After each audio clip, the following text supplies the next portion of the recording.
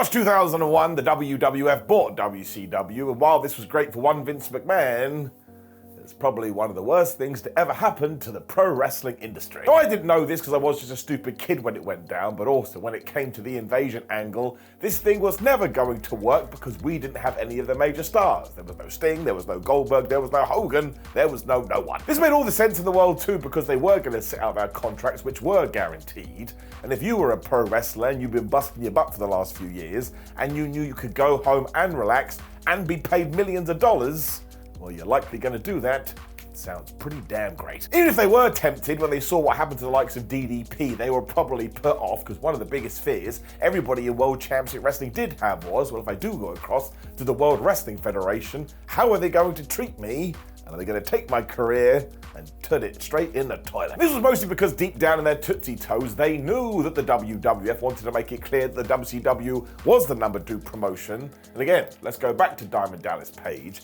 Even though over in WCW, he was like a hard-working babyface, when he arrived in the World Wrestling Federation, he, for some reason, was stalking The Undertaker and his wife. Look, it's 2024, as I am talking to you, and that still doesn't make any sense. It just meant the star power to really get this angle going wasn't there, and you needed that to send it through the roof. And once again, the WWF were desperate to tell you that the WCW was second-rate. Though actually there was a 1-2 punch to this whole thing, because it was the same for the WWF fan base. And that's because we were coming off the back of the Monday Night Wars, and WCW had told all their audiences, man, the WWF sucks. And what did the WWF tell their audience? Well, they can say that about us, but trust us, it's definitely them who suck. As a quick aside, this is why anybody who says, man, tribalism only exists today, well, they have absolutely no clue. Don't get mad at me, it's just the truth. And this is why originally the plan was to actually split the roster in the middle, and half would be WCW guys and half would be WWF guys, because then you could tap into this audience who just wanted World Championship Wrestling. Then we did that Buff Bagwell versus Booker T match on Monday Night Raw, and it went so badly, Vince McMahon tore up these plans and said, you know what, we're just going to push them to one side and we're going to carry on as usual. And I'll tell you a little funny fact about all this. If you do go back and watch Buff versus Booker now, look, it ain't great, and some of it is pretty damn rubbish, but overall, it's sort of just an average match. From here, though, the decision was made. The World Wrestling Federation was just gonna run through WCW. And I tell you, they must have had special sneakers on, because they did it fast. It was a huge shame, because as we do know, wrestling never ends. It's a 365-day endeavor, so it just meant all of a sudden that amazing feeling when a WCW guy appeared on WWF or vice versa, well, that was totally gone. And with no other real competition on the horizon, we all assumed that was dead forever, and that was rubbish. It also meant quickly we did fall into a pattern, because again, we could rest on our laurels. And I tell you, that wasn't good for Vince McMahon either, because now there was nobody to compete against. Don't know what I'm doing. Why would there be somebody to compete against me in here? It's my room. It's why actually, when we do break it down, the invasion story doesn't matter at all, because of course it would come to an end. And then what? We would have faced the same problems, because it was the WWF just doing whatever the hell the WWF wanted to do, and as we've already established in this opening 5 minutes, that doesn't work for anyone. It just meant there was no reason to be stressed anymore, and while it's never good to be stressed, when you are in a competitive environment, it does get your brain thinking. In case you weren't around at the time, or back in 2002, this was the reason for the brand split. Because if you don't have any competition, why not create your own? And then Raw can be one style, and SmackDown can be another style, and then yeah, you can get some beef going between those two, but ultimately you are still playing the puppet master. It never really worked, because WWE, as it would soon become, just never dedicated themselves to this. Thankfully, there were a few moments. I mean, the Kurt Angle versus Shawn Michaels 2005 feud absolutely fits into this box, because when it came to these two, we actually had been disciplined, and both had kind of stuck to the show that they were originally assigned to. Angle had also debuted when Shawn Michaels was taking his first hiatus, so when all of a sudden we were like, what? These two are gonna fight? It actually felt like an interpromotional dream match. Shawn Michaels was a Raw guy, and Kurt Angle was a SmackDown guy, and even though it wasn't true, it felt like they were from different generations, and everybody started to do the dance of joy. It also allowed that year's Royal Rumble to be the catalyst too, because it was HBK that threw out our Olympic medalist. Well, Kurt went absolutely crazy, and it would give birth to those amazing skits he would do on SmackDown, including when he employed Sensational Sherry, and he did his own version of Heartbreak Kid's entrance theme. I still laugh about that today, because it is so bad, becomes one of the best things ever. It continued as well because on TV, Kurt also beat Shawn's former partner, Marty Jannetty, and that blew your mind. Look, there were other good things going on too. I mean, we had John Cena and Batista, who did feel like megastars, fighting to be the #1 guy in the promotion. The Money in the Bank concept was also new and it felt so fresh, like it was bred. Without wanting to sound like an idiot, for the first time in years, it kind of felt like the rawness was back and that anything could happen at any time. The match itself at WrestleMania 21 was also top draw because we just went all in with this. Despite the fact Kurt was Olympic gold medalist, it was Shawn Michaels that out-wrestled him in the beginning when Angle just went totally crazy and whooped his ass. I mean, this is almost 20 years old and it's as good today as it was then. In fact, if anything, it's probably got better. So all of a sudden, it did feel like we were back in the late 90s, which is what the fans were desperate to, and this was needed, because in the years prior to this, both Raw and SmackDown had got their own individualities, and SmackDown was seen as the hardcore, oh my gosh, they're getting a wrestling show.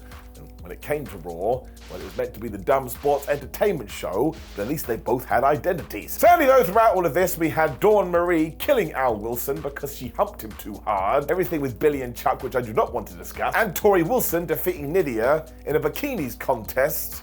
We don't need to get into that either. I mean, it was ridiculous. This was going on in the late 90s, and even more ridiculous, it was still going on here. The facts were still the facts though, and when you did dive into the numbers, it was SmackDown that was pulling away. Do you know who was in charge of the blue brand then?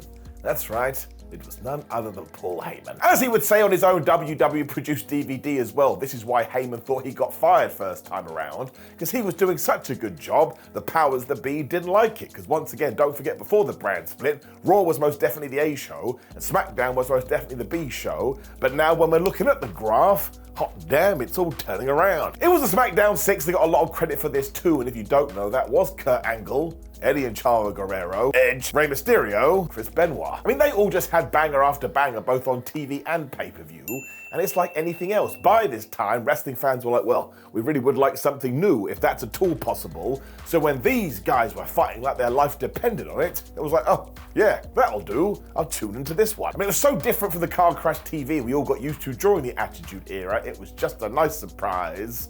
And after about 8 months, when SmackDown was doing really good, Vince McMahon got super mad. I mean, essentially he couldn't handle it, so by February 2003, all of a sudden there was this idea that Paul Heyman was too hard to work with, and he got taken off the damn show. What you really need to take away from this is that in a battle that was meant to mimic WCW versus the WWF, as soon as Vince didn't like what was happening to him, because somebody was doing better, he threw his toys out the pram, and like I say, he pulled the plug.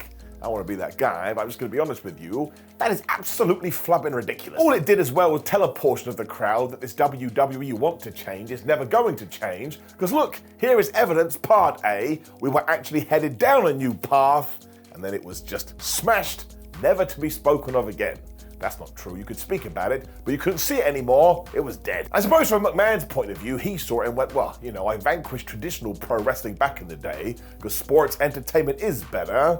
But I don't like what's going on over there. We absolutely have to stick to the entertainment that is sports. Or maybe, just maybe, he decided he didn't want or need the help. There's even more evidence to this when we do jump in our DeLorean and go to 2004, because if you can believe it, during that period, Mick Foley had heard about this brand new promotion called Ring of Honor, and he thought he'd go pay a visit to it. He was also involved in some angles on that show with Ric Flair, but when he did see Samoa Joe, when he did see CM Punk, he was like, well, these guys are clearly the future, where he rang up Vince McMahon and said, boy, oh boy, do I have a scoop for you. Now, much like we were just talking about, McMahon didn't want to hear about any of this, and worst things worst, when he talked about Samoa Joe, he was basically like, why would I want that guy on my books?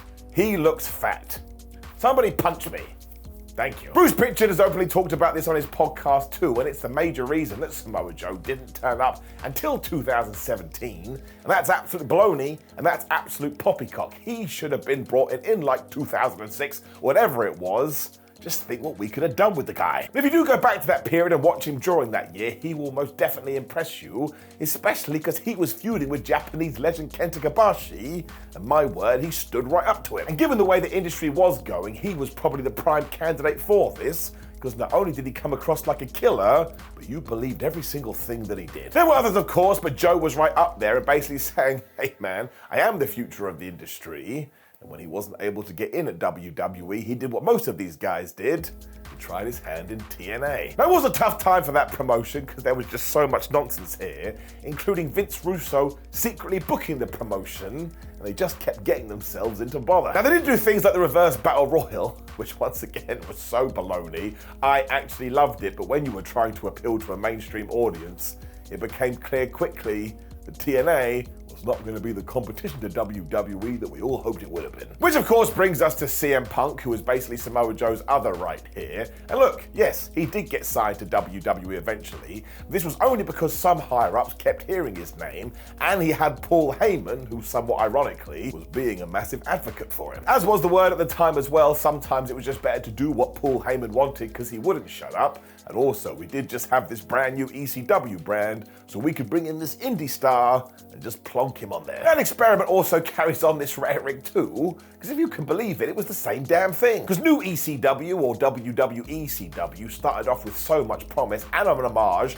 to what did exist in the late 90s, when they just gave up on the thing and they introduced zombies. And listen, if you know anything about the ECW hardcore fan base, the last thing they wanted was the undead wrestling. This was all a business decision as well, because WWE had launched that Rise and Fall of ECW DVD, and it did so well financially, they were like, well, we've got to do something with it, which led to that One Night Stand pay-per-view, and seriously, that is still an all-time event. When they wanted to try and monetize this further, well again, where did we end up? I'll just say it twice. Zombies. Not even one man could ruin that pay-per-view though, and you really should watch it today. But then, when they were traveling trying to promote the ECW brand, you got stuff like Batista versus The Big Show. Now listen, they are legends of the game, but they're also very specific WWE talent, so you did have people sat in the audience going, well, this isn't what I paid a ticket for, maybe I should just go home. These same poor humans also had to watch the Sandman beat Matt Striker via disqualification, via countout. So after a while, you can't invest in this anymore. And if anything, it kind of feels like certain people are taking the piss. The big thing I want you to put in your brain though is this continuing idea that once again, there are this different audience who want to see something different, so just book for it. Given all this too, it was kind of amazing that not only CM Punk was able to keep his name, but he was also able to keep his gimmick from Ring of Honor. If I was to go off on a little tangent of my own, it could have been that the WWE power-ups just didn't care. This is mostly because Punk had to get over on his own merit, because nobody other than Heyman was going to help him out. And honestly, going back to 2009, you could have pulled the trigger on him then. The fans had gravitated towards the guy, but we didn't because he wasn't part of the plan. He was aware of this too, so he just reinvented himself in 2010 when he got over as a mega heel as part of the Straight Edge Society when we got to 2011. You know it and I knew it. What did go down in 2011, it was the pipe bomb promo, it was him leaving WWE, and it was all his stuff with John Cena. By that point, you couldn't deny him, because he'd been knocking on the wall for basically 3 years. Going back to that promo as well, it really was the thing that changed everything, because the words that were coming out of his mouth is how a huge section of the audience did feel, but Punk was saying it on Monday Night Raw. So we're now in for the third doubleheader. That doesn't make sense. We're in for the third header that I do keep on about. Who are we trying to appeal again to here? It's that magic audience that feels like they keep being ignored. In 2011 though, I suppose you could break this down into two audiences, because yes, we did have the younger demographic who are always important when it comes to pro wrestling, and why John Cena stayed a babyface for so long, because no matter what arena he did walk out with, they'd be like, oh my gosh, it's John Cena. Buy his merchandise. But on the other hand, this one over here, you did have the Fallen Attitude Era crowd. When they saw somebody like CM Punk that spoke to them, well, they were going to get behind that guy instead. Now, if WWE had been smart, they would have realized they've already got this one 50%, so why don't we go wrap up the other 50%? And you would have called Samoa Joe, got him on the phone immediately, and hired him. The WWE didn't think they had to do this, though, because, man, we've got our own developmental system, so we can pop down there, and the less said about that, the better. Although actually, we're about to talk about it. Because OVW, as it was known at the time, did do a good job, in the sense during one class, they gave us Brock Lesnar, Randy Orton, John Cena, and Dave Batista. But here's the problem. That wasn't like a regular occurrence. This was an exception. Somebody in WW disagree with this. Like, well, they've just given us 4 main eventers. I'm sure we can find some other guys. They didn't. And when you go through them too, let's start with Brock. This was a guy that after he left wrestling, almost got in the NFL despite having no training. And when he went to the UFC, he had a handful of fights and became the flipping world champion. John Cena was clearly a star from the day dot, because he had that thing that you can't put your hand on. then there was Batista. Now listen, he is totally underrated as a sports entertainer, but he is also absolutely massive. He was going to be fine. Randy Orton is basically the GOAT when it comes to all the small things as well, and I'm not referring to Blink 182. So they probably could have all bypassed OVW and gone to the main roster, and eventually they were going to be totally okay. After this, it was light pickings as well, as it was more controversy that made the news. Like that time, Santino Marella laughed at an angle he wasn't supposed to.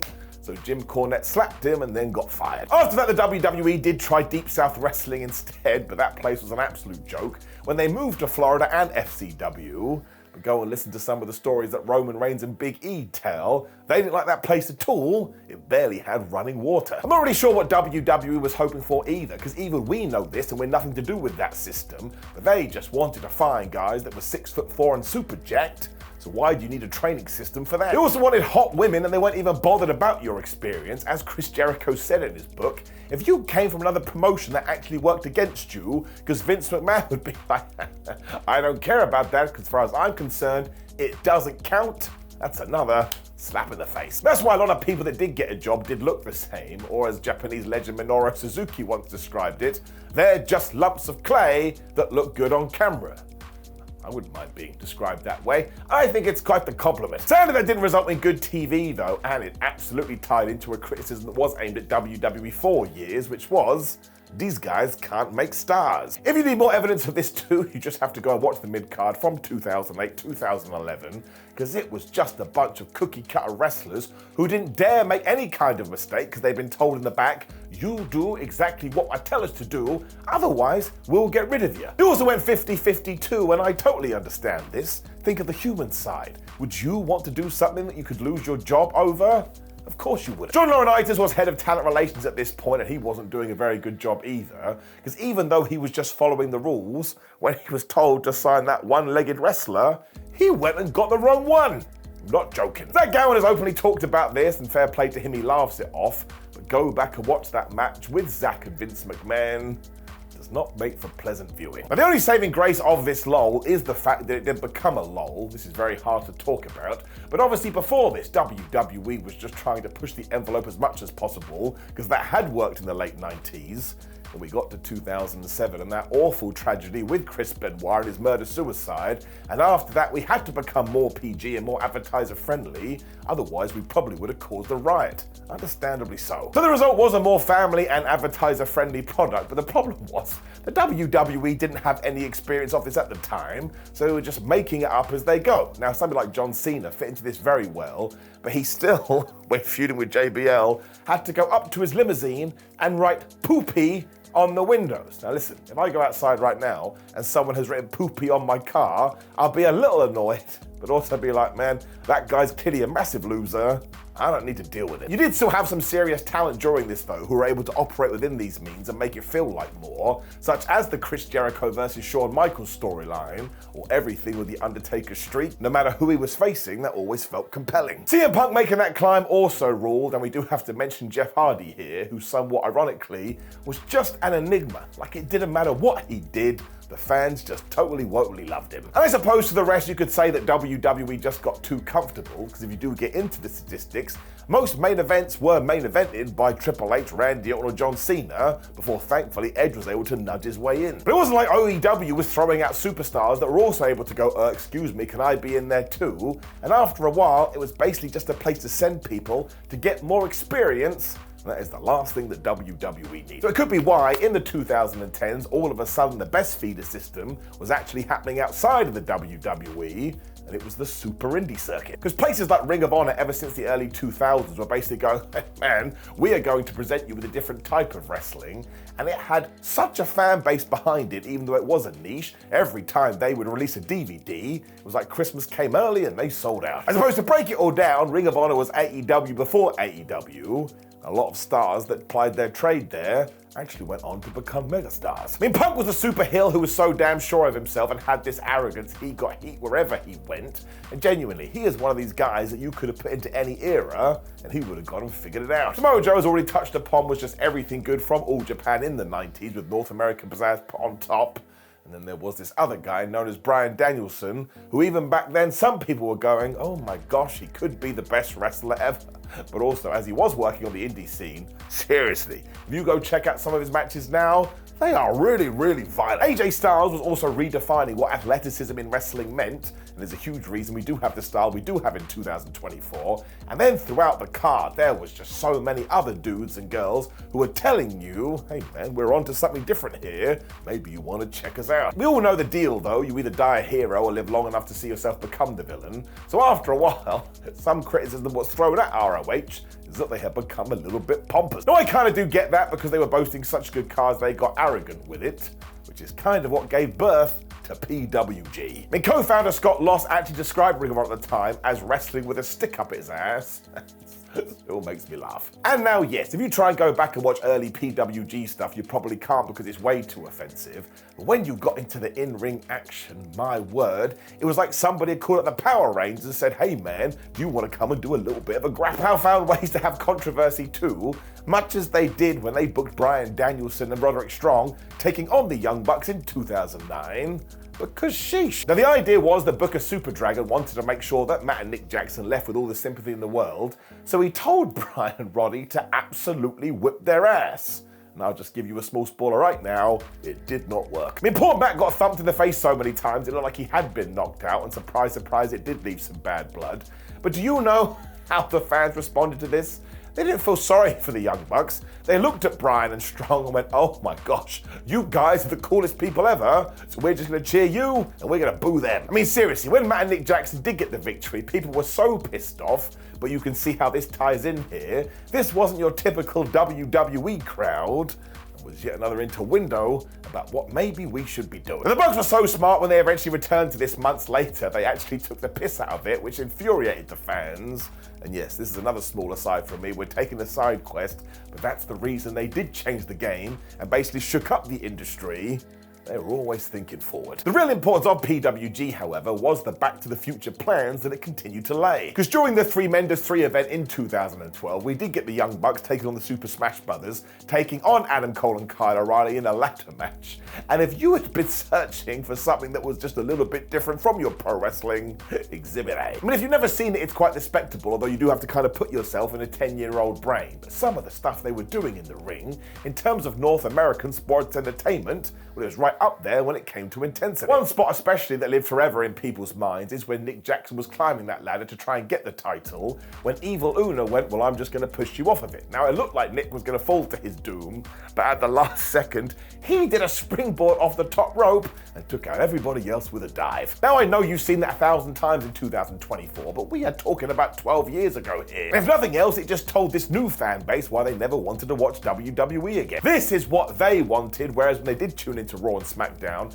Vince McMahon was just making everybody play it safe and do 50-50 booking, and that wasn't making them feel warm and fuzzy in the tum-tums. I suppose the comparison would be something like FCW, where WWE were just sending guys to get trained, whereas you could go to PWG and quickly realize, holy crap, it's impossible for anyone to get a ticket because they sell out instantly. It meant that performers then had to try and get over by doing stunts like Nick Jackson what to do. No longer, as had been the stereotype, was it all about your look. So this was absolutely the antithesis to WWE, where the aesthetic was so important. And look, that is a major part of wrestling. One of the reasons I gravitated towards Triple H when I was but a boy is because he looked like a superhero.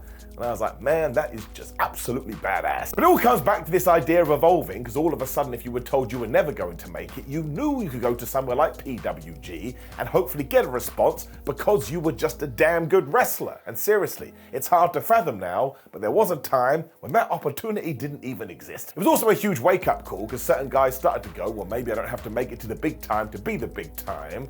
And we also made sure we put wrestlers as co-commentators and instructed them, yeah, man, you can say whatever you want, just be honest. This is why on one such show, Chuck Taylor looked at Will Ospreay, who was doing over-the-top facial reactions, and said, man, he looks like a dickhead. And when Will heard this, do you know what he did? He watched it back, he agreed with Chucky T, and he went about trying to fix this. So look, I don't want to be that guy, but if that doesn't sound like a developmental system to you or a training school, I don't know what is. listen to your peers. And of course, people are going to hear me talking about PWG and say, Simon, I can't believe you're ignoring that grenade spot, which did become infamous with the promotion. But I'm absolutely the wrong person to talk to about that. You know me, I'm still the same OG. Man, to me, it's goofy wrestling for life. But it also meant that you were allowed to be as creative as you wanted to be. And while there are pros and cons to that, it meant if you did make a mistake, you were encouraged to fix it, where once again, in WWE, everybody was on eggshells. If you made one faux pas, maybe you'd be kicked out. It's why you'll hear many a wrestler talk about PWG today as the proper last territory, because one, you had to work to get over, and two, you had to make the fans believe in you. It was also totally independent, which means absolutely Vince McMahon had no idea that it even existed. He should have potentially looked into it though, because whether it was right or wrong, there was a group of fans who would go to WWE regardless, even if they just wanted their voices to be heard. I mean, that's why these people would boo John Cena or chant CM Punk at the strangest times, and those people that did turn off were probably because they had heard, wait a minute, they're not going to push my favorite because he's too pale and he's too thin? Well, I don't care about that stuff. I just want to see him do some grappling. Much like Principal Seymour Skinner though, Vince had decided it was the kids that were wrong, and we should stick to the 80s and big muscly guys was the way. But even when Daniel Bryan first got hot and all the crowd were chanting yes, do you know what Vince said about this? It's an ironic cheering. And I've been thinking about that for close to a decade, and I don't still know what it means. I didn't even get my sentence right. Now, I really do have to point out that McMahon was covered in the sense that he was making all the money, and wrestling is a business at the end of the day, so if you were filling those coffers, yeah, you don't really have to answer to anyone. There was always an exception to this, however, which is why I did just mention Bryan Danielson, who was Daniel Bryan in the WWE, because the cheers and chants got so loud in the preceding weeks before WrestleMania 30, Vince had no choice but to go, man, well, I really want to do Batista versus Randy Orton, but I can't, because I actually am going to piss people off for real. This was the right call, and let's not pretend it was a mistake either, because even though Bryan Danielson, Daniel Bryan, has been very vocal about the kind of wrestling he does like, he's also a wrestling genius and a proper savant, so he knew what he had to do in order to appease those in WWE, so he just adapted here, and he went and made it work. I mean, he really did transform himself into the perfect WWE underdog babyface, which is why, when Batista came back during the 2014 Royal Rumble and won, everybody went boo, and they weren't saying boo-earns. Now actually, let's be fair to Big Dave, he told the office this was going to happen before he did come back and said, please make me a heel, but surprise, surprise, no one listened to it. That just made things so much more difficult, but when we finally did go with the yes man, we were finally appeasing that secondary audience, who were going to be so important, and as Daniel Bryan would say, during WrestleMania week, he was pulled aside by McMahon, who said, listen pal, you're doing a great job, but just so you know, I don't think you are the guy, because that mantle is going to Roman Reigns. I mean, what a thing to do. It's why you can actually see what the plan for Daniel was if he hadn't have gotten injured, because do you really think that John Cena was penciled in to get mauled by Brock Lesnar at that year's SummerSlam? Of course he wasn't, that was meant to be Daniel Bryan. I mean, hell, Kane was probably going to destroy him before he did get hurt, because deep down in Vince McMahon's Tootsie Toes, he was probably secretly mad at this audience, and he was going to show him. Now it's crazy because going along with him was only going to serve Vince when he actually lucked into that SummerSlam stuff, because seeing John Cena get totally wrecked by Brock Lesnar had people go, well, I never expected that. And that's because it wasn't ever going to happen, we've just talked about it. I mean, you could even draw similar conclusions from the Women's Revolution, which was way overdue, and the only reason WWE finally kicked into gear is because Ronda Rousey entered the UFC, and she went and whooped everybody's butts. The thing is though, even then it actually took a faux pas on the PR side by Stephanie McMahon when this finally got going. Because Stephanie had tweeted out her support for Patricia Arquette, who at the Oscars in 2015 had gone, man, we need equality in Hollywood. When AJ Lee responded to said post and was like, well, you know what, I do agree with you, but let's look at your own company. Not even the women under your employ are getting similar opportunities. That is when the hashtag Give Divas a Chance launched into the stratosphere too, after the Bella twins, Emma and Paige, were only given 30 seconds on a Monday Night Raw to do a match. I can't even go to the bathroom in 30 seconds. It's borderline insulting. I do have to point out the similarities once again though, because look, it was this certain type of fan who was saying you need to do something about this, and when the noise got too much, WWE finally listened. Now, the revolution did keep going here, although actually it did kick off down in NXT back in 2014, because we had that Paige and Emma match that had people stop in their tracks and go, well, they got a decent amount of time, that was actually pretty good. It was a big step in making people take women's wrestling in WWE seriously, and that's when we do get to Triple H, because he had actually seen Ronda Rousey take over the Ultimate Fighting Championship, and a light bulb went off in his brain. He was like, well, we should be doing that here too. But it actually did feel like the game was listening to these people that the main roster did keep ignoring,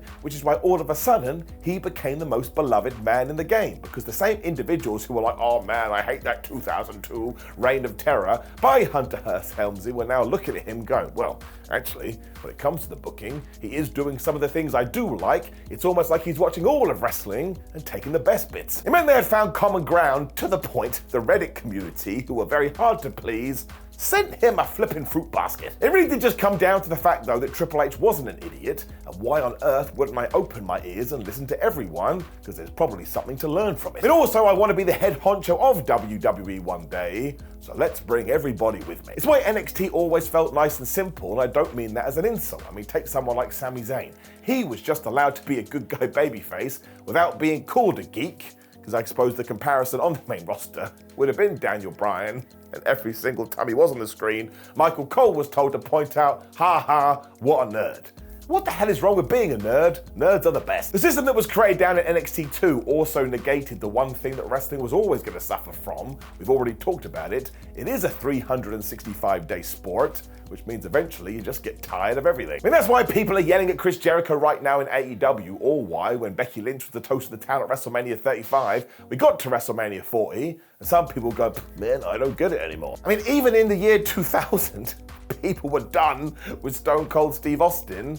This is just the way in sports entertainment, it's very easy to outstay your welcome with certain people. It's why you always wanted to take enforced breaks, but that wasn't the deal with NXT. Because when you did get hot and you did get popular, word would make its way up to Raw and SmackDown when all of a sudden you were pinched and you had a whole new lease on life. There was also the likes of Alpha Academy, who hadn't made their name on the indie scene and did that on NXT, and when people realized how good they were, my word, they got behind them. Chad Gable and Jason Jordan's rise to the tag titles as well was proper emotional, and once again, because they had been born down here, so many people decided, well, they are my guys. It was the same with Bayley. She was a wrestler that could speak to your inner child because she just loved this nonsense so damn much, but when she got in the ring, she could still absolutely whip your ass. And then there was the revival. I mean, the clue is in the name. Because I know Cash and Dax were desperate to remind you why tag team wrestling was so good, which is something we weren't able to do on the main roster, because I'm sure you've heard this story. Vince McMahon didn't like tag team wrestling, and if you don't like something and you're in charge, well, you're probably not going to do much with it. I mean, it is his sandbox after all, but if you were a tag team fan, finally, NXT was allowing you to enjoy this again within the confines of WWE.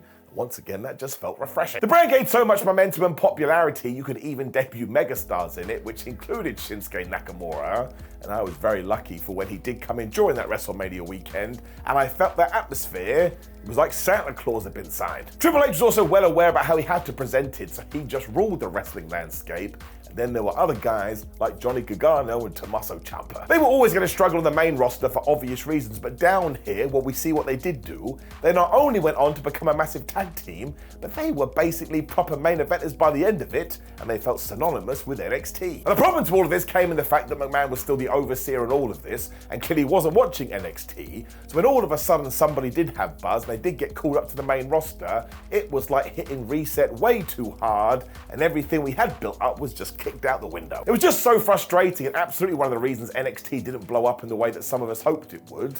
Although on the flip side, maybe sometimes they just played it a little too safe. I mean, there were great twists. At that time, it looked like we were going to push Dan Mather, and instead Samoa Joe arrived and absolutely whooped his ass. And the promos were way better than they were on Raw and SmackDown. I mean, they were still scripted, but my word, did they feel more real. With that said though, talking about those interviews, how many of them made it into the pantheon of all-time classics? How much did we really try and steer WWE away from what the mainstream knew it as to totally create something that was brand new? It was all really good and I absolutely loved it, but it was never going to achieve its total goal because it was still under the WWE umbrella. And again, you can go back a few years and read this. When they did try to push the boat out a little bit, what did people on the main roster do? They went to the higher-ups and were like, wait a minute, in terms of the hierarchy, I'm meant to be higher. Why can't I do stuff like that? It's why even when it became clear that NXT was trying to butt heads with the likes of New Japan, it was always going to be difficult. And the reason I wanted to throw NJPW into the mix here is because it was around this period where all of a sudden they found their brand new wave of momentum. my word, they became a different beast entirely. It also offered fans the other side of wrestling that they felt were missing from many a promotion. It actually came across like sports. I mean, Hiroshi Tanahashi was able to do more with the Dragon Screw than some people were able to do with their own damn finishers, whereas Okada just came across like a generational talent, and when these two head to head, we actually passed the torch way sooner than anybody anticipated. That created some real excitement. There was also Naito, who would break championships and act like a mega dick before he revealed he did have a massive heart, and we've already talked about Shinsuke Nakamura. There's only one word for that guy, and there's always going to be one word for that guy: megastar. Maybe that's 2 words. The level of quality, though, combined with the fact that it was now way easier to use because we were living in the modern day, meant all of a sudden its popularity skyrocketed. And go back and look at the numbers. There's no two ways about this. They became the #2 promotion even in North America, which had long been a dream of theirs. They did want to spread their wings, and all of a sudden they were doing it. When we got to January 4th, 2017. This, of course, was the evening when Kenny Omega and Okada came together.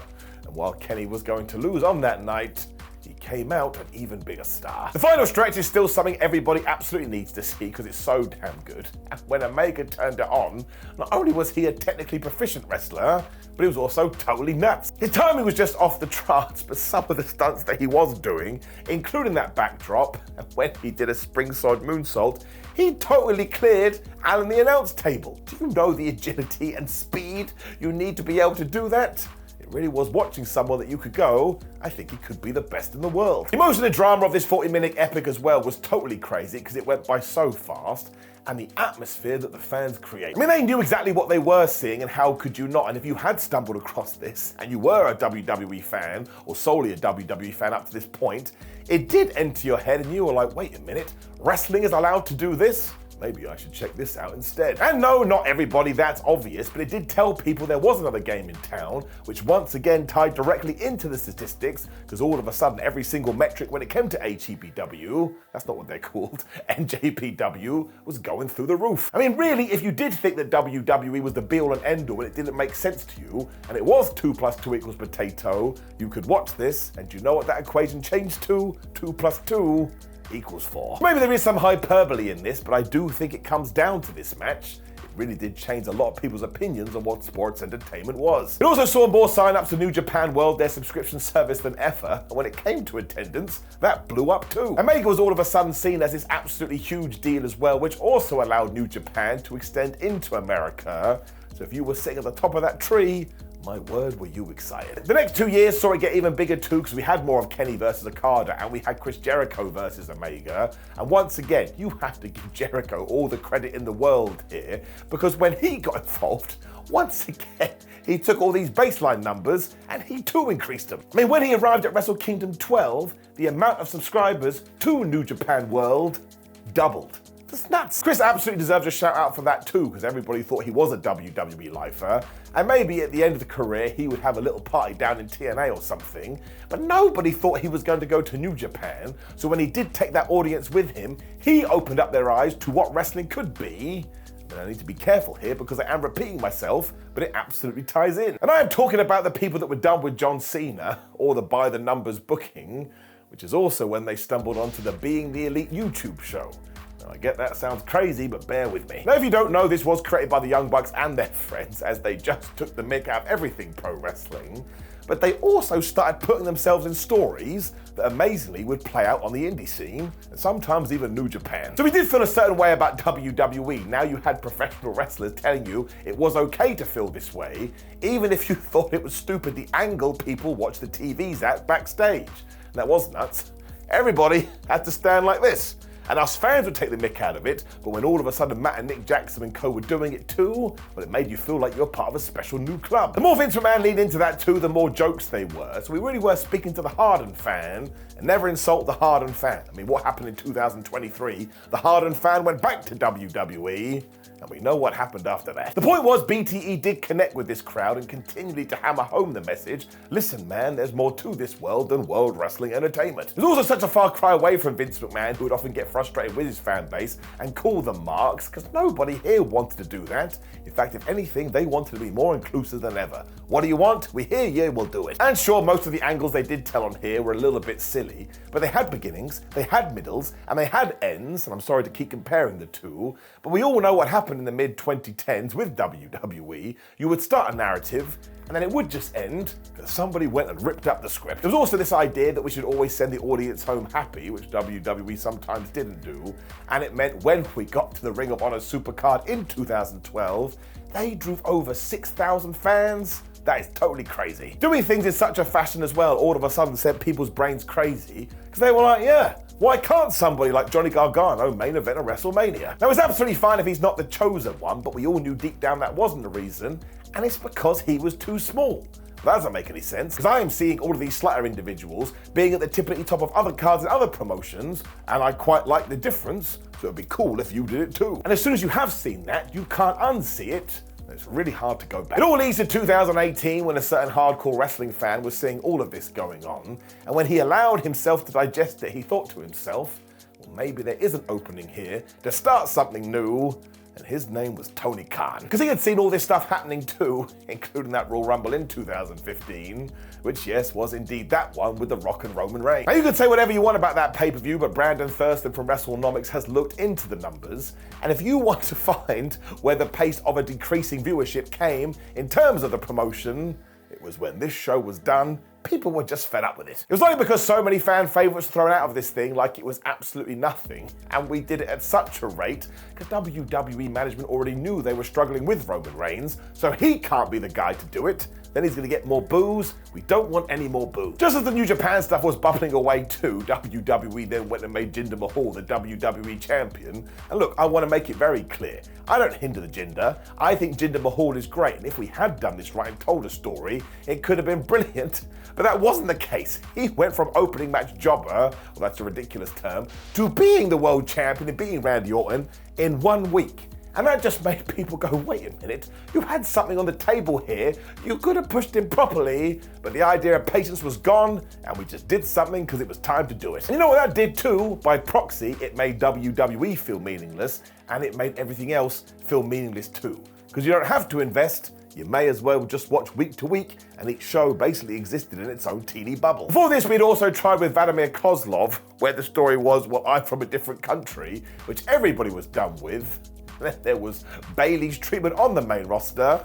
What the flub was this? Because for some reason I think McMahon had decided that she wasn't the person that would appeal to kids, and she was a kid herself, which is why we got to that Extreme Rules pay-per-view where she challenged Alexa Bliss to a kendo stick match when she decided, no, I cannot be as violent as this, and I am just gonna let you beat the hell out of me. And that's when we all knew WWE had ruined it. I don't want to be too horrible here because there were still some moments to this, like when all of a sudden Braun Strowman walked through the door and he found something. The thing is, this probably should have taught a thing or two for management because he stood out like a sore thumb because he was so big, but he was booked to just have all the fun in the world, and when you see somebody have fun, that translates through the screen, and you're told you're allowed to have fun too. I mean, if we had all of a sudden tried to copy Kenny Omega, that would have been the worst thing ever, so Braun was a unique character. So we've got you asking the question again, why can't we do that with everyone? Even then though, WWE ignored this and just had him beaten by the proper stars, because Brock Lesnar totally ruined him at that pay-per-view when we got to that Elimination Chamber match, and even though it looked like Strowman was going to wipe out the entire field, who got the win? Roman Reigns. So it was just another message, oh, you like the monster among men, do ya? Well, you shouldn't, like the big dog instead. And what happened? Boo. Then we got to WrestleMania 34 and everybody was up in arms again because it was Brock Lesnar versus Roman Reigns, number 741. And the higher-ups were so scared that Roman winning the title would get everybody to go crazy. They had Brock do it. Everybody still facepalmed because they were like, oh my gosh, just coronate Roman already. And even Brock was pissed at this. You've seen the footage. He goes backstage and he chucks the championship at Vince McMahon. He was done. Some fans just wouldn't lose the faith, but where did that get them to? 2018, when Becky Lynch turned heel and went, oh man, you fans have never had my back. And what do we all do? They're like, wait, no, we do have your back, and we've had your back since day one. Why are you saying these things? This, of course, was because management had told her to do that, and it all ties in. CM Punk, Bryan Danielson, Daniel Bryan, and Becky Lynch. It's once again trying to do something against the grain. When this so-called secondary audience kicks into gear, you go, fine, we will just do what we should have done to begin with. And in terms of Becky, that's when she did become the man, and she main evented WrestleMania 35. And as I said for those other two, no, it wasn't a fluke. By the end of 2018, we even had the McMahons coming to the ring to apologize because they knew how crappy the product was. But this was the bigger insult, because did it change? in 2019?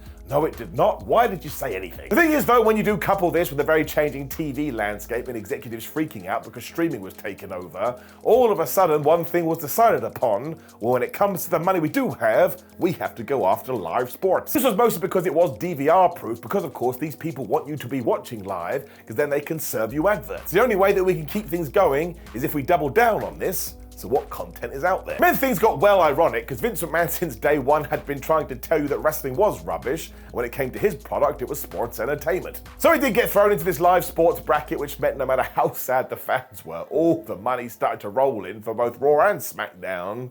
And these days, it becomes a proper topic of debate. It was also another opening for Tony Khan, though, as he realized which way the wind was blowing too, although trust me, it was not easy for him and really had to sell it. I mean, let's not forget that these major networks didn't understand any of it, and they basically looked at wrestling and went, oh, do you mean that WWE thing? And well, no, I don't. I have something new. Khan has spoken about this many of times, and the amount of conversations he had to have with then head honcho of Warner Brothers, Kevin Riley, to try and explain to him how this could work. And seriously, without that guy, we'd probably never have All Elite Wrestling. But eventually something just clicked in his head. And this really is the reason why we should be kinder to AEW, because without that, this wrestling monopoly would still be going on. It also happened against impossible odds, and look what has happened to the business ever since they were born. Everybody, including WWE, has benefited massively. So it is the death of the TV industry, the rise of New Japan, and the advances of digital technology that has increased access to all of this.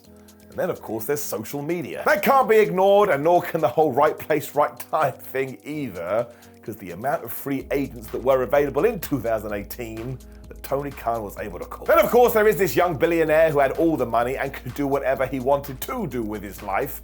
But do you know what he chose? He chose pro wrestling. Now, I don't take that lightly, and I know this is way cheesy and you should get mad at him, but I think that means we owe him a thank you, and it doesn't mean you have to like All Elite Wrestling. That's not what I'm saying. But from an industry perspective, my word, it's the best thing that could have happened, because it ended this really, really difficult era. You guys deserve all the credit too, because you wanted something new and you did manifest it into existence. And look, slice up Chris Jericho's head on television.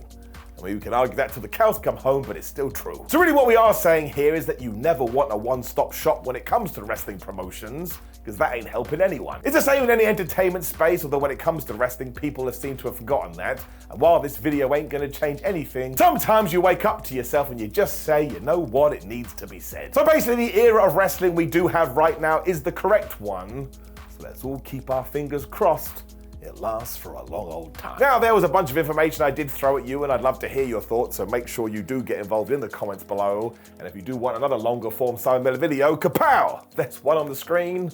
Though I get it, you probably need a break. I need a break from me too, but I can't because I'm me. Also, please do like the video, share the video, and subscribe. And remember too, I love all of pro wrestling, WWE, AEW, Ring of Honor, Impact, New Japan, or TNA as I should say. I just want the whole business and industry to get better, which is why I make videos like this. I mean, I'm sure it doesn't change much, but I do what I can. You have a great day, my friends. I will see you soon.